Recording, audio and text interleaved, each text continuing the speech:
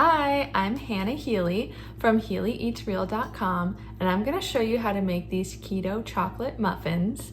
They're really easy to make. They taste delicious and they're super moist. They're also gluten-free and dairy-free. Enjoy.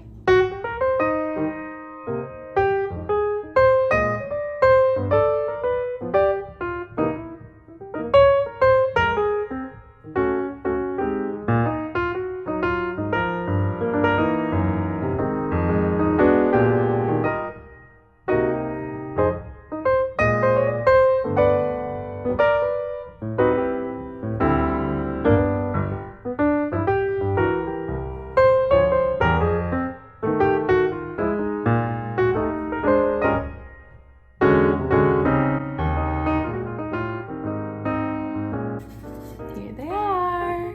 Yum. I like to use these silicone baking cups because they're super easy and they just pop right out. So here's a bite of the finished muffin.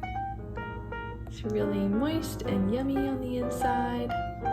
I'm gonna give it a try.